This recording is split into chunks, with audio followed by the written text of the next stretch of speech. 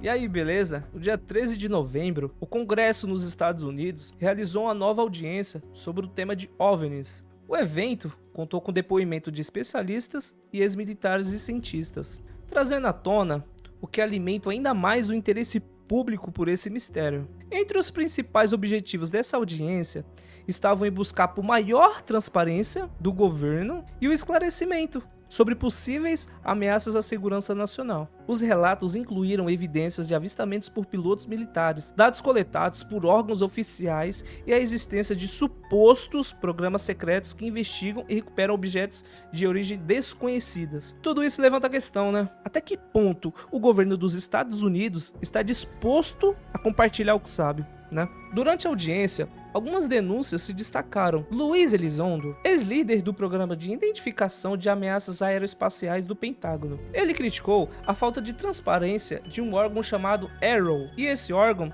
tem informações cruciais sobre OVNIs, incluindo vídeos e dados de alta resolução que ainda não foram divulgados ao público. Além disso, Michael Schellenberg revelou detalhes sobre um programa secreto chamado Constelação Imaculada, que supostamente busca recuperar e estudar naves alienígenas para engenharia reversa. Advanced technologies not made by our government or any other government are monitoring sensitive military installations around the globe. Furthermore, the U.S. is in possession of UAP technologies, as are some of our adversaries. I believe we are in the midst of a multi-decade secretive arms race, one funded by misallocated taxpayer dollars and hidden from our elected representatives and oversight bodies. It's not on us, dude. Well, if there's anything, it's rotating. Although much of my government work on the UAP subject still remains classified, excessive secrecy has led to grave misdeeds against loyal civil servants, military personnel, and the public, all to hide the fact that we are not alone in the cosmos.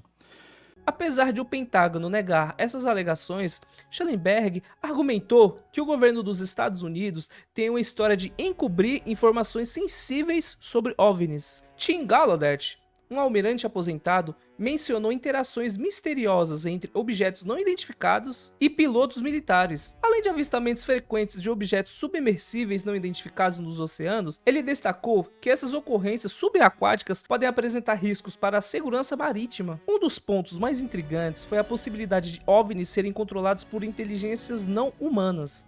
Os especialistas sugeriram que o comportamento e a tecnologia observada em muitos desses objetos desafiam aplicações convencionais. Eles relataram manobras impossíveis para aeronaves humanas, como mudança de direção e a velocidades extremas sem gerar ruídos ou sinais térmicos detectáveis. A NASA também foi mencionada para uma peça-chave para desvendar esse mistério. Michael Gold, ex-administrador da agência, defendeu a necessidade de um maior envolvimento científico na investigação da UBS, de um instrumento mais avançados para coletar evidências concretas. A audiência trouxe à tona várias questões preocupantes. Se os OVNIs realmente apresentam inteligência superior, quais seriam suas intenções e por que o governo insiste em manter sigilo sobre os dados possíveis? Além disso, o impacto dessa falta de transparência na confiança pública foi amplamente debatido, como Nancy Macy e Glenn Grotman reforçaram a importância de divulgar as informações. Eles declararam que a população merece saber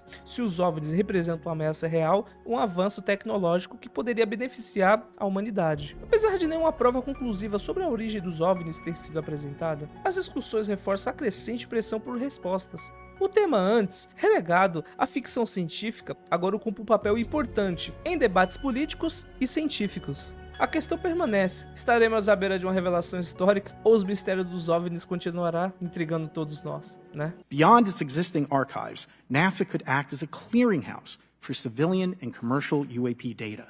During my work on the UAP Independent Study Team, it quickly became evident that there is no clear or well-publicized process for civilian pilots to report UAP sightings.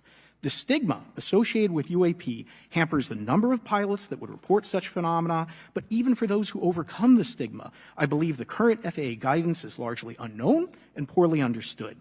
In order to effectively collect UAP data, the independent study team recommended the use of NASA's Aviation Safety Reporting System, or ASRS. This system, which is administered by NASA and funded by the FAA, provides a confidential means for the reporting of safety violations in a voluntary and non-punitive manner. Over 47 years, the ASRS has collected nearly 2 million reports. ASRS is the perfect tool to collect UAP data, which could then be collated by NASA and shared with the public at large. Leveraging ASRS could create a treasure trove of UAP data, potentially hundreds of thousands of reports, supporting this hearing's goal of exposing the truth. And I'm grateful to our 2 co-chairs and other members who have already incorporated this idea into proposed legislation. At this hearing, and as others have demonstrated, the UAP issue is justifiably dominated by national security and defense. However, I would urge the subcommittees to keep in mind the numerous ways that NASA and the FAA, as well as commercial activities in the air, in space, and in the water, can generate a massive amount of invaluable data on anomalous phenomena. I cannot help but be excited by the potential for such an endeavor, since scientific discovery is driven by anomalies. It's the existence and study of anomalies that led to the theory of relativity, quantum mechanics, and nearly all of humanity's scientific breakthroughs.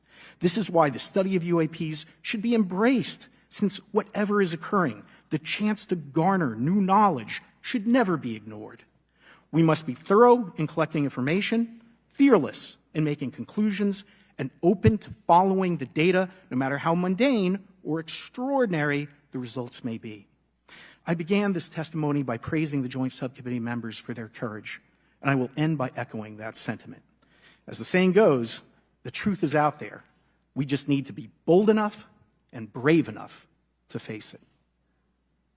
Thank you. Thank you. Thank you all. I will now recognize myself for 5 minutes of questioning. I have a lot of questions, and I have a lot of witnesses. So I would just ask, if it's yes or no, to please just tell me yes or no. If it requires more than that, be very succinct, because I would like to go down the line and ask as many questions as possible. So for the Admiral this morning first, former DoD official Chris Mellon reached out to you about satellite imagery from 2017 that depicts a UAP. What were the dates in 2017 when this occurred? I can't share with you the details, ma'am, but I can do it in a closed setting, and I can also tell you the agency that wrote a report on it. Okay, so who has the imagery? I can tell you that in a closed setting. Can you describe what was depicted in the satellite imagery? Just a description. It was a UAP, ma'am. That's it? No other description? The term that the analysts used, they called it the button. It was a disc-shaped object. Okay, where was it? I can't tell you that, ma'am. Okay. All right. Okay, Mr. Elizondo, you state in your testimony that, quote, advanced technologies not by our government or any other government are monitoring sensitive military installations around the globe, end quote. If these technologies are not made by any government, who's making them? Private companies, or are you implying they are crafted by a non-human intelligence? Well, ma'am, that's precisely why we're here. The problem is that, temporally speaking, over decades, not just the last 10 years, to put this in perspective, are these private companies you're implying, or is this non-human intelligence? It may be both. Okay. When it comes to Blue Force Technologies, I would not be able to discuss Okay. that. Are you read into secret UAP crash retrieval programs?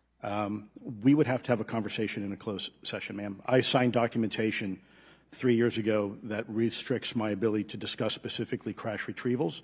I submitted for my book through the DOPSR process, which took a year for it to be reviewed. And what is in the book is what I was told I'm allowed to talk about. Has the government conducted secret UAP crash retrieval programs, yes or no? Yes. Okay. Were they designed to identify and reverse engineer alien craft, yes or no? Yes. Does the U.S. government have any reverse, okay, we already answered that question about retrieval programs. Do any U.S. contractors have the same? I would prefer to address that in a closed session, ma'am. Okay.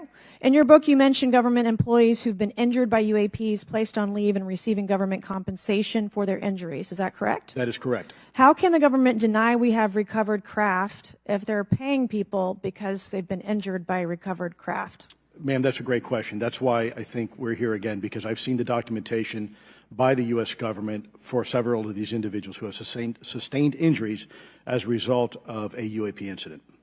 It's a crazy idea, right? The hypocrisy and the logic. Okay, Mr. Schellenberger, I'm going to say it again to be very clear. Immaculate Constellation.